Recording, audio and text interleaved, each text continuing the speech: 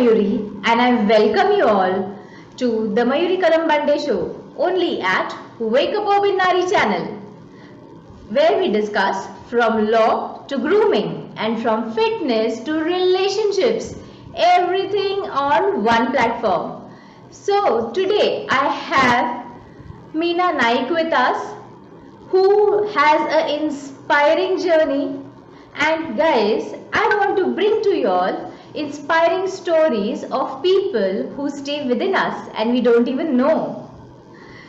Meena Tai, I welcome you to the show. Thank you, Mayuri. I'm really humbled and grateful that you gave time for being a part of this show. Meena Tai, I want to ask you, you had such an inspiring journey. So where did this start? आपकी ये जो journey थी वो कहाँ शुरू हुई और कब से?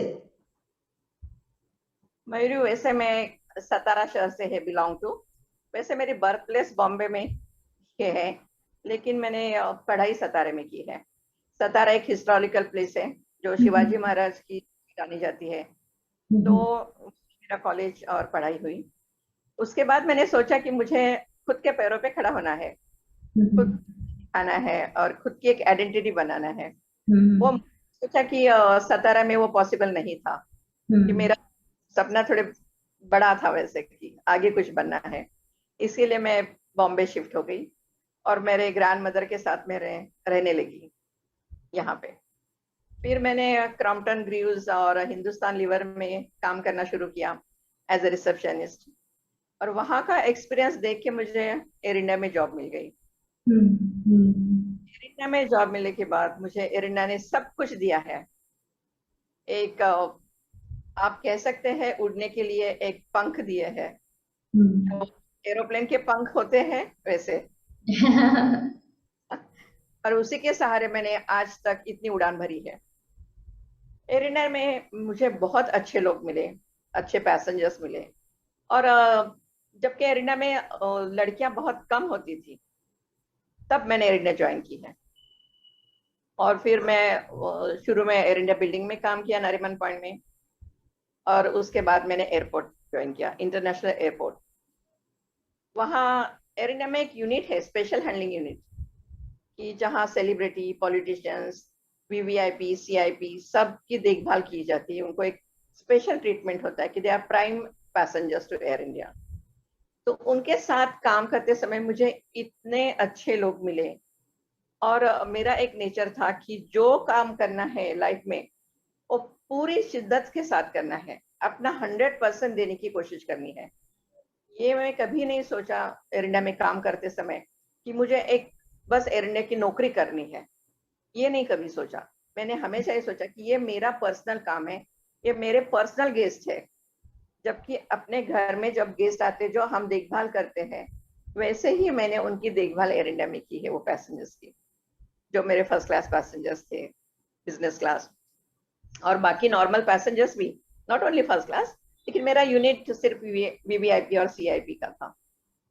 तो वहां से मेरी जर्नी रिटायरमेंट तक मैं वहीं पे थी, और एक्सपीरियंस बहुत ही अच्छा है। जब एयर इंडिया में कोई फ्लाइट डिले होता है तो बहुत दुख होता था, और वो एक चैलेंज रहता था कि ये फ्लाइट में कब जल्दी से जल्दी रिलीज करो, कब मेरे पैसेंजर्स खुश होके फ्लाई करें।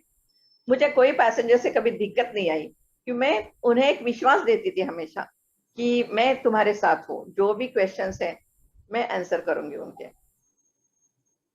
Wow, this is inspiring. So from Satara to Mumbai, Meenatai, all of a sudden जब आप सतारा से मुंबई आए तो आई एम श्योर आपको कई सारी कठिनाइयां भी आई होंगी, और जब आपने जॉब्स चेंज किया है उस समय भी आपको कई सारी कठिनाइयां आई होंगी। तो उसमें से कुछ इंसिडेंसेस अगर आप हमें बता सकते हैं या हमारे दर्शकों को बता सकते हैं। हाँ, और एक और चीज मीनाताई, आपने कब मुंबई आए थे, कौन से साल में आप मुंबई आए थे? क्योंकि मैं ये बताना चाहती हूँ कि हम कौन which year we are talking about, क्योंकि आज के डेट में कोई, it's a very common thing, कोई भी आ जाता है और it is very easy because of convenient, it is also convenient. लेकिन बात है। उस जमाने में अकेले लड़की का आना और सरवाइव करना मुंबई जैसे शहर में, दैट वाज अ चैलेंज। मैं 75 में आई मुंबई में, हम्म। और उसके बाद मेरे नौकरी की खोज शुरू हुई। कहाँ कहाँ मैं थाना जैसे शहर में जहाँ जाती थी, जहाँ बहुत वागले स्टेट या कहीं बहुत रिमोट में कुछ कंपनियां रहती थी, वहाँ कहीं भी मुझे जॉब चाहिए था अपने पैरों पे खड़े होने के लिए। बस खुद को अपना साबित करना है कि मैं अकेली लड़ सकती हूँ, अकेली हम्म। रह सकती हूँ, अकेली कमा सकती हूँ। और खुद के पैसे से मुझे बहुत कुछ बनाना था, मुझे घर का फाइनेंशियल सपोर्ट नहीं लेना था, ये मैंने ठान लिया था। तो हम्म। इसने शुरू में वैसे किया। और दिक्कतें तो बहुत आई। पहले तो इंग्लिश की दिक्कत आई कि सतारा में इंग्लिश कॉन्वेंट नहीं था, मैं कॉन्वेंट स्कूल में नहीं थी मैं। और सतारे और यहाँ पर्सनल बहुत आता था, प्रैक्टिकल बहुत आता, लेकिन बात करने का तजुर्बा नहीं था वहां पे जिस तरह से हम्म। कर रहे हैं। लेकिन जिस जैसे जैसे मेरे लाइफ में लोग आ गए, उन्होंने मुझे बहुत सिखाया, इंग्लिश सिखाया, कैसे बिहेव करना है, कैसे उठना बैठना चलना। बहुत लोग एक मेंटर होते हैं लाइफ में आते हैं कि एयरलाइन में हो कैसे चलना है, कैसे बात करनी है। उन लोगों का मुझे बहुत सपोर्ट मिला। और कोई भी सीखने की अगर मन में उम्मीद है तो कुछ भी सीख सकते हैं, लेकिन मन में ठान लेना चाहिए कि हाँ मुझे सीखना है। कभी ये नहीं सोचना है कि मुझे सब कुछ आता है, ये हम्म। कभी भी नहीं सोचना है। तो जैसे जैसे मैं मुझे लोग मिलते गए, मैं सीखती गई। हाँ, हर तरह के लोग मिलते हैं जिंदगी में। काम करते हुए मुझे बहुत दिक्कतें भी आई, कुछ अच्छे लोग मिलते हैं, वैसे कुछ बुरे लोग भी मिलते हैं। और एक लड़की को बहुत चैलेंजेस सहना पड़ता है, खुद को बचा बचा के आगे चलना पड़ता है हर तरह से। एग्जैक्टली। सो मीना ताई, जब आपने ये कहा कि खुद को बचा बचा के आगे चलना पड़ता है, तो ऐसे टाइम का एक आध इंसिडेंस क्या आप हमें इलेबोरेट करके बता सकती है? क्योंकि हम नाम नहीं डिस्क्लोज करेंगे, लेकिन हम जब एड्रेस करते हैं challenges for women at work place या फिर challenges that women generally face in India, तो सिचुएशन बहुत तरीके से, हम लोग भले 21st सेंचुरी में है, 2021 में है, वी आर नो मोर इन 1975 और 80s, लेकिन कई सारी चीजें स्टिल आर देयर, वो अभी भी है। और वुमेन में face similar challenges today also, तो उन्होंने क्या करना भी चाहिए? आपने उस चीज को ओवरकम कैसे किया? देखिए, पहले तो खुद में कॉन्फिडेंस होना चाहिए। हम्म। अगर कॉन्फिडेंस नहीं है तो कुछ लड़की हम्म। कॉम्प्रोमाइज पे आ जाती है। हम्म। ये कुछ भी करके आगे बढ़ना है कॉम्प्रोमाइज हम्म। करके। हम्म। बात अलग थी, मुझे खुद में कॉन्फिडेंस था और मुझे कुछ भी कॉम्प्रोमाइज करके आगे नहीं जाना था। हम्म। वही समय जो मुझे सही लगा वो मैंने किया। कभी मुझे जीएम को थप्पड़ मारनी पड़ेगी, मैं हम्म। कंपनी नहीं लूंगी, ठीक नहीं लगेगा। लेकिन ऐसे वक्त में जब कुछ गलत बातें करते हैं, हरकतें करते हैं, जब मुझे पता था कि मैं सही हूँ और मुझे कोई मैनेजमेंट हिला नहीं सकती यहाँ पे, क्योंकि I was a number a student suppose, तो मुझे कुछ डर नहीं है वहां पे। हम्म। उसके लिए कभी जीएम को थप्पड़ मारी है। ये मारामारी का सिलसिला मेरे कॉलेज के जमाने में, क्योंकि फर्स्ट डे कॉलेज में किसी ने मेरी छेड़खानी की थी, तो उसे भी मैंने मारा था। और हम्म। मैं तभी बहुत फेमस हो गई कि फर्स्ट डे किसी लड़की ने लड़के को मारा करके। तो तभी से मुझे आदत है कि खुद को प्रोटेक्ट करना है। ये तभी हो सकता है कि अगर खुद में कॉन्फिडेंस हो। अगर खुद में कॉन्फिडेंस नहीं हो तो हम कॉम्प्रोमाइज पे आ जाते हैं फिर। तो हर एग्जैक्टली। हम्म। ये क्या है, कितने पोटेंशियल्स है, कितने सही है, सच्चाई कितनी है, और हम कितने मजबूत है अपने इरादे पे, वो ढूंढना है खुद को, तभी पता चले। वाओ, मीना दा, दिस इज रियली इंस्पायरिंग। हाँ, मतलब आप एकदम डॉन बन गए थे। पुरुष, क्योंकि अगर हर लेडी को होना चाहिए वैसे। अगर हम ऐसे नहीं बने तो लोग तो अपना शोषण करने के लिए बस रेडी है एक तरफ। सही बात है मीना दा, कुछ दिन पहले हमने एक एपिसोड शूट किया था विद अ लॉयर, एडवोकेट पवन वर्मा जी। उनके साथ हमने कई सारे टॉपिक्स पे बात किया था, जिसमें से एक टॉपिक ये भी था कि सेक्सुअल हरासमेंट एंड रेप। तो ये टॉपिक्स पे भी हमने बात किया। आपको भी ऐसे एक्सपीरियंसेस आए थे वर्क प्लेस में, तो आपने इस तरीके से हैंडल किया। So I think my dear naris, please take a note. अगर आपका कॉन्फिडेंस होगा तो ये सब कहने की बातें नहीं है। There are women who have face this challenges, और वो फिर भी इन सारी चीजों में से बाहर निकली है। क्यों? सिर्फ अपने कॉन्फिडेंस के बलबूते पे। अगर आप बर्दाश्त करते रहेंगी सेक्सुअल हरासमेंट या जो भी है, तो don't take nonsense for any cost, at any cost. Don't lose your self respect. Confident रहो, एक नौकरी नहीं 10 नौकरी मिल जाएगी और कोई फर्क नहीं पड़ेगा जिंदगी में। मीना थे, जब आपने आपके जीएम को थप्पड़ मारा था उसके बाद आपको नौकरी में कोई दिक्कत आई? नौकरी में दिक्कत नहीं आई, बल्कि सारे लोग मुझसे बहुत संभाल के रहने लगे। तो देखा, हमारा सबसे बड़ा फियर ये होता है माय डियर नारीज कि मेरी नौकरी चले जाएगी, लोग गैंग अप कर लेंगे, लोग मेरे अगेंस्ट खड़े होंगे, मैनेजमेंट मेरे अगेंस्ट खड़ा होगा। ये सब आपके दिमाग में है। उसके बाद मीना दे, आपने कितने साल नौकरी की वहां पे? मैंने तो 5 साल नौकरी की उसके बाद भी वहां पे। सो जब आप एक बार नहीं बोल देते हो और आप एक बार डेयर कर देते हो, तो आप कम से कम अपनी नजरों में तो ऊंचे रहोगे। Don't compromise for anything, don't take compromises. ये सबसे बड़ी बात है कि खुद के नजरों में खुद को हमें ऊंचा रखना है हमेशा। किसी के सामने हमें नजर झुकाने की नौबत नहीं आनी चाहिए जिंदगी में। तो absolutely Meena, this is like I don't know what to say. मतलब आज मैं जब सोच रही हूँ कि वो कैसा सिचुएशन हुआ होगा कि लोगों को, people just start taking women for granted. उनको लगता है उनकी प्रॉपर्टी है। अगर काम करने बाहर आ रहे हैं तो कुछ कुछ लोग ऐसे होते हैं, कई सारे लोग बहुत अच्छे भी हैं, हम डिनाई नहीं कर रहे, लेकिन देर आर दीज पीपल, ऐसे माइंडसेट के लोग हैं। मुझे लगता है ये माइंडसेट है लोगों का। पीपल आर नॉट बैड, उनका माइंडसेट या जिस कल्चर से वो आ रहे हैं, जिस तरीके से वो बड़े हुए हैं, मे बी उनका ये चैलेंज बहुत बड़ा है। सही बात है। या सो मीना ताई, अभी अगला सवाल मेरा आपके लिए ये है कि आपने ड्राइविंग सीखा है, तो I want to ask your driving journey. आपने ड्राइविंग कब सीखा? मैंने एट एज ऑफ 55 ड्राइविंग सीखा। और मुझे बहुत एक इच्छा थी कि मैं एयरपोर्ट पे रिटायर होने से पहले खुद के गाड़ी से जाऊं, खुद ड्राइव करूं। तो शुरू में डर तो ऐसा लगता था कि कोई आके ठोक दे मुझे, लेकिन बाद में वो डर निकल गया कि नहीं, कोई आके अपने को ठोकना नहीं आता। सेफ्टी देख के अपने को चलानी पड़ती है गाड़ी अपनी। और हर की जिंदगी प्यारी होती है, हर आके कोई ठोकेगा नहीं अपनी गाड़ी को। तो ऐसे सोच के मैंने ड्राइविंग सीखा एज ऑफ 55। और मैं अभी डायरेक्ट मुंबई टू कोल्हापुर अकेली ड्राइव करके जाती हूँ। वंडरफुल। और 7 आवर्स में पहुंचती हूँ direct Kolhapur. See my dear naris, look at this. So आपको जो कोई भी कहता है ये चीज आप नहीं कर सकते हो, अभी मेरी उम्र हो गई है, अभी मैं ये चीज नहीं करूंगी, please get that mind block out from your head. अपने दिमाग से ये सारी सोच हटाओ and get ready to learn at any age. और जो आपका दिल कहता है वैसे आप अपना जिंदगी जीना शुरू करो।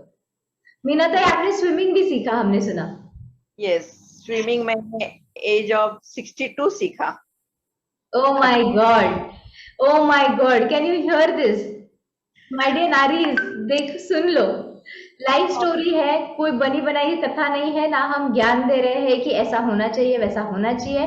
आई have a person live in front of me who has been doing this. और मैं सीखने के लिए नहीं गई थी स्विमिंग पूल में। मुझे फ्रोजन शोल्डर हुआ था, तो कोई मेरे दोस्त ने बताया कि आप स्विमिंग पूल में जाओ, वहां एक्सरसाइज करो तो आपका फ्रोजन शोल्डर ठीक हो जाएगा।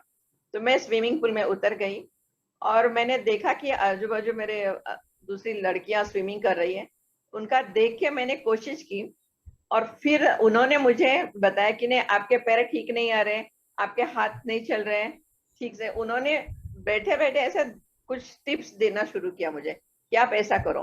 वहाँ रश्मि है मेरी फ्रेंड जो बेस्ट स्विमर है जहाँ मैं रहती हूँ वहाँ पे, फिर विद्या कामत है, फिर मालशेत है, जो ये बेस्ट स्विमर थे उन्होंने मुझे देख के, नहीं आप ऐसा करो, ट्रेनर नहीं लिया मैंने, उनका देख देख के मैंने सीखा स्विमिंग, और मेरा फ्रोजन शोल्डर भी चला गया, और अभी मैं सारे स्ट्रोक्स बराबर करती हूँ। Lovely, lovely. मीना, और 1 घंटा स्विमिंग कर सकती हूँ मैं as age of 66 now. Meena Tai, this is really amazing. मतलब आप है ना, हमें स्टेप बाय स्टेप इंस्पायर करते जा रहे हो हर एक सवाल के साथ। फिर यही सोचा है कि सीखने के लिए कोई उम्र का बाउंड्री नहीं है। फिर मैंने ही जाना कि हम किसी भी एज में कुछ भी सीख सकते हैं, बस अपने मन में हमने सोचना चाहिए कि हाँ मुझे ये करना है, ये मुझे सीखना है, सीख जाते हैं। लवली। मीना ताई, आपका जो काम रहा था एयर इंडिया में, उसमें हमने ये वी हैव कम अक्रॉस कि आपको मिस्टर रतन टाटा ने भी अप्रिशिएट किया था आपके काम के लिए। वो किस्सा थोड़ा बताइए। आ, जैसे मैं आपको बताया कि मैं स्पेशल हैंडलिंग में थी, तो वहाँ सारे वीआईपी सीआईपी मिलते थे। तो रतन टाटा जी हमारे फ्रीक्वेंट फ्लायर है, जो कि टाटा एयरलाइन उन्हीं की थी, और he is a precious person for airline. और उनसे एक सीखा है कि जिंदगी में हम्बल कैसे रहना है। वो रतन टाटा जैसे लोग ही जानते हैं कि हम्बल कैसे रहना है, वो सिखा सकते हैं। उनका देख के बहुत कुछ सीखने को मिलता है। Is a such a lovely person. और जब भी आते हैं तो नाम से हमें बुलाते थे, मीना करके नाम से बुलाते थे मुझे, तो बहुत अच्छा लगता था। या और मैं जैसे आपको बताया कि मेरा पर्सनल टच रहता था, कि पर्सनल केयर रहती थी, कि not is only passenger, I am not only airline person. ये जो फैमिली बॉन्डिंग रहता ना, वो मैं वहां अप्लाई करती थी हर पैसेंजर के साथ। तो वो ट्रैवल करते थे हमेशा, तो मैं हैंडल करती थी। फिर चलते चलते उन्होंने बताया कि आप बहुत एनर्जेटिक हो, और we should have more people like you, that is the biggest compliment. और उन्होंने कहा कि I want to give one note to you. तो I was very happy, note मतलब कुछ अप्रिशिएशन लेटर दे देंगे मुझे। और आई वाज वेरी फॉर्चुनेट कि वो जब वापस आए तो अराइवल में भी मेरी ड्यूटी थी उनके लिए। तो मैं अराइवल अटेंड किया उनका, हम अराइवल हॉल में खड़े थे, और उन्हें याद आया कि मुझे नोट देना है, तो वो सके yes I want to give you note. और he couldn't find any paper there, और वो अपने जेब से एक 100 की नोट निकाली, अराइवल हॉल में पिलर पे नोट रखी, और उसमें लिखा dear Meena all the best from Ratan Tata, और मुझे दे दिया कि this is for you. That was the precious moment in my life. Isn't that a biggest achievement, my dear naris? इतने और बड़े इंसान ने जब किसी का काम की तारीफ की होगी, तो जस्ट इमेजिन उन्होंने काम कितनी शिद्दत से किया होगा।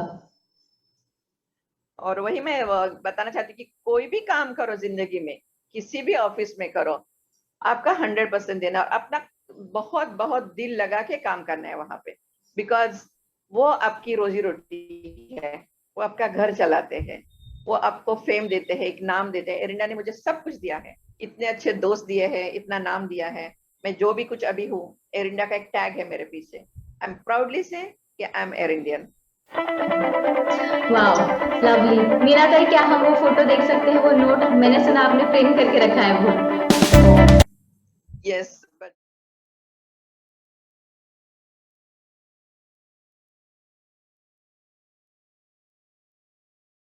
ये है वो नोट जो श्रीमान रतन टाटा जी ने मुझे दी थी। वाह, this is really inspiring. My dear naris, I don't know, I am getting goose bumps now. मुझे कहते हैं ना, रोंगटे खड़े हो गए मेरे ये सब देख के और आपका जर्नी सुन के। मीना ताई, आपने इतने सारे अचीवमेंट्स किए हैं, प्लस आप एक बहुत वर्सेटाइल पर्सनालिटी रहे हो। लाइक आपने नाटक में भी काम किया है, आपको इंटरेस्ट था ये सब में? जी, शुरू से इंटरेस्ट था, लेकिन मेरे डैडी को ये बहुत पसंद नहीं था बिल्कुल। उन्हें तो गाने सुनने भी पसंद नहीं थे, नाटक तो बहुत दूर की बात थी। कोई फिल्मी सॉन्ग्स में सुनने की इजाजत नहीं थी। रेडियो सिर्फ न्यूज के लिए चलता था हमारा रेडियो, तभी टीवी तो में न्यूज सिर्फ सुनने थे रेडियो पे, बाकी गाने वगैरह सुनने की इजाजत नहीं थी हमें। लेकिन मुझे अंदर से कुछ था कि मुझे ये नाटक सब कुछ अच्छा लगता था, कल्चरल एक्टिविटी। हम्म। एयर इंडिया में आई, एयर इंडिया से पहले से मैंने शुरू किया एक्चुअली। मील कॉम्पिटिशन्स हुआ करते थे हम्म। तभी। फेमस वो गुजर गए अभी, विजय चव्हाण हम्म। करके, मूर्ति उनका बहुत फेमस नाटक था। हम्म। उनके मील कॉम्पिटिशन्स में काम करके वहां भी प्राइजेस जीते। फिर हम्म। ऐसे फिर मैंने प्रोफेशनल नाटक टोमी नवेस, प्रभाकर पणशीकर जी के हाँ। साथ। उसके बाद जब पहचान बढ़ जाती है तो और कुछ सीरियल्स की मैंने, महेश मांजरेकर जी के साथ सीरियल्स की, सुकन्या कुलकर्णी मोने के साथ, वर्षा उसगांवकर, अलका कुबल के साथ मैंने फिल्म की है, ऐश्वर्या नारकर के साथ फिल्म की है। ऐसे छोटे छोटे काम करती गई मैं, बस एक एंजॉयमेंट के लिए, मुझे करियर नहीं बनाना था उसमें। हम्म। ये मौका मुझे एयर इंडिया में बहुत अच्छा मिला कि एयर इंडिया में एक आर्टिस्ट ग्रुप हुआ करता था पहले, तो उसमें मैं शामिल हो गई। फिर हम 10 दिन के लिए सिडनी चले गए एयर इंडिया के थ्रू से। वहां मैंने लावनी और जोगवा किया और एक हिंदी प्ले भी किया। वहाँ बहुत सारे जगहों पे मैंने शो किए हैं, Kuwait, Dubai, Singapore, London, Mauritius, यहाँ पे मैंने लावनी के शो किए मेरे एयर इंडिया के थ्रू से। और बाद में मैं एयर इंडिया की आर्टिस्ट ग्रुप की कोऑर्डिनेटर बनी, जो हमने पार्लियामेंट के लिए, मिनिस्ट्री के लिए बहुत अच्छे एयर इंडिया के थ्रू से शोज करते रहे। और एयर इंडिया के थ्रू से मैंने एक प्ले कंपटीशन में हिस्सा लिया, वहाँ मुझे बेस्ट एक्ट्रेस का प्राइज मिला था, सौजन्याची ऐशी तेशी। ओ, और आप उस नाटक में है, यस, तभी आपका चेहरा इतना सिमिलर है। So I had been नाटक buff at one point of time, और मुझे जब भी चांस मिलता है I used to go to बाल गंधर्व, I used to go to Kalidas, and I used to go and watch. तो this is amazing मीना ताई, आणि I think ये, so Satara to Mumbai, Mumbai to working with all of them, appreciation from Ratan Tata.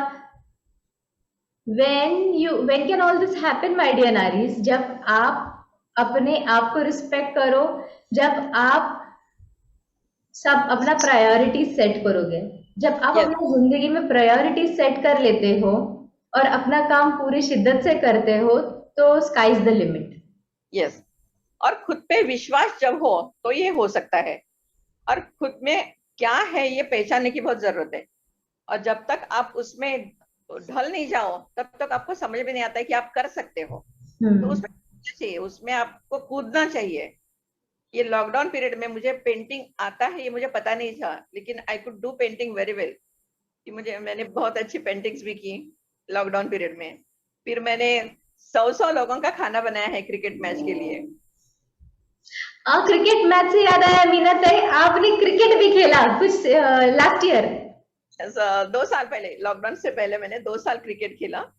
मैंने कभी खेला नहीं था, सीनियर सिटीजन चाहिए उनको ग्रुप में करके मैंने किया, लेकिन मेरी बॉलिंग भी बहुत अच्छी रही, विकेट मिलते गए। और मुझे बहुत ताज्जुब होगा कि ये बताने के लिए कि जब मेरे वेल नोन प्लेयर्स की विकेट ली तब तो मुझे बहुत ही खुशी हुई वहां पे। Lovely. I can imagine कि all of a sudden it might have been a wow moment. आपको अचानक से ऐसे लगा होगा कि अरे मैं ये जानती हूँ। So these are hidden potential, hidden qualities जो हम सब में होती है, लेकिन हम कभी उस पर फोकस नहीं करते हैं या कर नहीं पाते हैं because of work, because of family, because of stress. लेकिन आप वर्क, फैमिली, ये चीजों को कितने दिनों तक आप प्रायोरिटी पे रखोगे? ऑफ कोर्स मैं ये नहीं कह रही हूँ माय डियर नारीज कि आप ध्यान मत रखो लोगों का, लेकिन आप अपने लिए भी जीना सीखो। ज्यादा तो ये लोग है कि लोग क्या कहेंगे, अगर मैं इस उम्र में खेलूं तो लोग क्या कहेंगे, अगर मैं इस उम्र में, लोग क्या कहेंगे। ये लोगों का सोचना छोड़ देना चाहिए। कौन लोग जो क्या कहते हैं, कौन है वो हमें आज तक पता नहीं कि कौन क्या कहते हैं। उस पर हमें फोकस नहीं करना है, लोग क्या कहते हैं। आप अगर सही ढंग से कर रहे हो, सही दिल से कर रहे हो, तो लोग हमेशा अप्रिशिएट ही करेंगे। और खुद का जीवन में लोगों का इतना अहमियत देने की जरूरत नहीं। मैं यही हमेशा सोचती हूँ कि अपने दिल पे इतना हक किसी को नहीं देना कि अपना कोई जीना हराम कर दे। मीना ताई, इस चीज पे मुझे आपको एक और पर्सनल सवाल पूछना है, अगर आपकी परमिशन हो तो। गो अहेड, पूछिए। मीनाताई, आपका पर्सनल रिलेशनशिप में भी आपको काफी सारे चैलेंजेस को फेस करना पड़ा, तो यस। इसके बारे में अगर आप कुछ बता सकते हैं तो। शायद एक शायद एक रीजन ये होगा कि वाइफ अगर अच्छे पोजीशन पे हो तो बहुत मर्दों को वो सहा नहीं जाता है। वाइफ की वाह हो, वाइफ अपने आगे बढ़ रही है थोड़ी, चारों दिशा से उसकी वाह हो रही, वो बहुत मर्द सह नहीं पाते हैं। मैं सारों की बात नहीं कर रही है, कुछ मर्द सह नहीं पाते हैं और उसकी शिकार मैं भी हो गई। मुझे वो बहुत कुछ फेस करना पड़ा। और ये इसलिए भी मैं अच्छा कहती हूँ मेरे लाइफ में कि उससे मैं बहुत स्ट्रांग हो गई। मैंने पूरा वो भूल गई हूँ पास्ट मेरा, और मैंने यही सोचा है कि मुझे खुद को कितना लड़ना है, खुद को कितना सक्षम बनाना है, खुद को कितना स्ट्रांग रखना है। और जिंदगी में मुझे किसी बात की डर नहीं लगी कभी आज तक, किसी भी बात की डर नहीं लगी।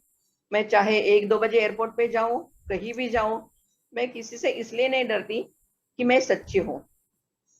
जब आप खुद खुद पे यकीन करते हो, खुद सच्चाई के रास्ते पे हो, तो आपको किसी से डरने की बात नहीं है। हाँ, अगर अपने से भूल होती है तो 10 बार सॉरी बोलने में कुछ भी प्रॉब्लम नहीं है, लेकिन आप सच्चे हैं तो आपको डर किस बात की है फिर। तो मैं अभी बहुत स्ट्रांग, और मेरी एज मुझे बिल्कुल किसी भी चीज के आड़ नहीं आ रही है। कि मैं एज तो मेरी भूल ही जाती हूँ कि मैं कितने एज की हूँ।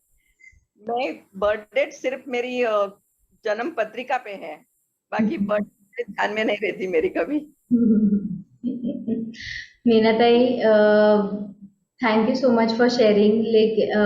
एक और सवाल इसी बारे में। आपने मुझे कहा था कि आपने एक गलती की कि आपने अपने फाइनेंसेस सामने वाले के लिए खर्च कर दिए। जब आप यस, सिचुएशन ऐसे हो गई थी कि आपके पास पैसे कम थे या बिल्कुल भी नहीं थे, कोई सेविंग्स नहीं बन पा रहा था, क्योंकि आप अपने पति के सपोर्ट करने के माइंडसेट में थी, लेकिन करेक्ट। आपके पति कुछ और ही कर रहे थे। हाँ, वो गलत रास्ते पे जा रहे थे। मैंने बहुत कोशिश भी की। और एक होता है अपने पति के बारे में बहुत प्यार होता है, जब तक उसकी असलियत हमें पता नहीं होती तब तक। और एक कल्चर अपना रहता है, घर की संस्कृति, हमारी संस्कार ऐसे रहते हैं कि शुरू से हम पति को भगवान मानते चले आते हैं, और जो भी करना है उनके लिए करना है, कपड़े अपने चॉइस से उनके लिए लेना है। उनको कुछ थोड़ा भी उनका मायूस चेहरा दिखे तो हम पूछ के उनको पैसे दे दे। और वो उनकी टैक्ट रहती है कभी कभी कि ऐसा चेहरा करेगा तो यहाँ से पैसा आता है।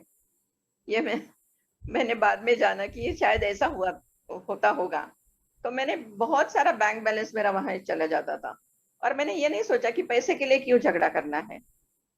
लेकिन सामने वाला अगर अपने को ग्रांटेड लेके चल रहा है तो मुझे सोचना पड़ा फिर।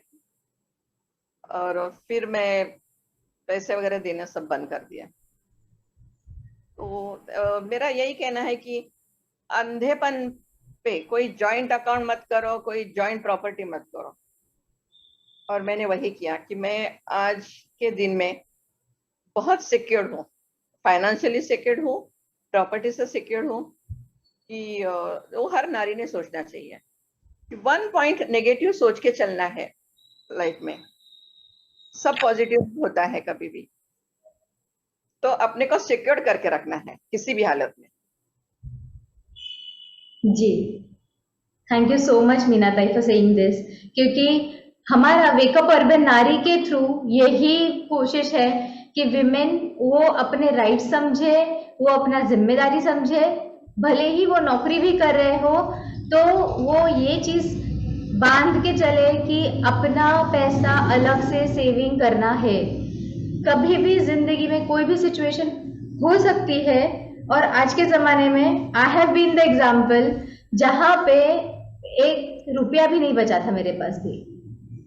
सो दैट इज द रीजन मैं इतनी कोशिश कर रही हूँ कि women please secure yourself. हम अंधेपन में और भरोसा रख के कि अपना पति है, अपना जिम्मेदारी है, अपना जिंदगी है, इन सब भ्रम में मत रहिए। अपना सही बात। पैसा, अपना सेविंग अलग से रखो, अपने आप को फाइनेंशियली स्टेबल रखो और अपना इंडिपेंडेंस और अपना सेल्फ रिस्पेक्ट अगर आपको रखना है घर में तो ये प्लीज रखो। थोड़े दिन के लिए आपके घर वाले आपसे अपोज करेंगे, शायद वो आपसे ढंग से बात ना करें, लेकिन ऐसे समय पे क्या ये सवाल नहीं आता है कि वो आपसे प्यार कर रहे हैं या आपके पैसे से, कि आपके कमाने से? तो ये this becomes questionable. Ask yourself कि आप सिर्फ वर्किंग हो क्या, यही वजह थी आपके पति ने आपसे शादी करने की? या आप कमा रहे हो, यही वजह थी आपके पति ने आपसे शादी करने की? सो ask, become wise, have your savings. जो भी पति अपने वाइफ से प्यार भी कर रहा होगा तो he will never ask, he will never even bother कि हाँ ठीक है तुम तो अपना सेविंग कर रहे हो, करते रहो। ऐसे मैं नहीं कह रही हूं कि अपने पति को साथ मत दो, सपोर्ट मत करो, लेकिन इतना भी एक्सप्लॉइट मत हो जाना कि आपके पास कुछ ना बचे और कल वो किसी और के साथ चला जाए। बहुत बहुत लड़कियों के साथ ऐसा होता है कि उनके पास कुछ नहीं बचता है और फिर उन्हें बहुत सारी चीजों में कॉम्प्रोमाइज करना पड़ता है जिंदगी और जीने सबसे बड़ी प्रॉब्लम क्या होती है मीना ताई कि जब नौकरी करने वाली वुमन है तो उसको हमारे लॉ की प्रोविजंस ना एलिमनी देती है, जबकि वो वुमेन ने इतना सपोर्ट कर चुके हैं। जब डिवोर्स केसेस फाइल होता है तो उनको कॉम्पेंसेशन नहीं मिलता है, एलिमनी भी नहीं मिलता है, मेंटेनेंस भी नहीं मिलता है, मेंटेनेंस एक्ट के अगेंस्ट में। सो ऐसे टाइम पे वो वुमेन क्या करे? मतलब she is lost so many years, she has been working for so many years, और उसके बाद ये पता चलता है कि अरे हमको तो इतना बड़ा धोखा दिया जा रहा था। सही बात है। So my dear naris, we are not provoking you against your families. हमारी कोशिश ये है कि आपके रिलेशनशिप्स बहुत अच्छे, हेल्दी और सक्सेसफुल रहे, लेकिन उसके साथ इतने भी अंधे मत बन जाओ। Be vigilant about things. मैं ये नहीं कह रही हूँ कि आप शक करना शुरू करो अपने रिलेशनशिप्स पे, लेकिन करना है और कोई नहीं चाहता कि अपना घर टूटे। एग्जैक्टली, ना ही हम चाहते हैं कि आपका घर टूटे, लेकिन अपने आप को सिक्योर्ड रखो। मेक श्योर कि आप अपना फ्यूचर और अपने आप को सिक्योर्ड रख रहे हो under any circumstances. Alright then, this has been an inspiring and a life story of women who are within us.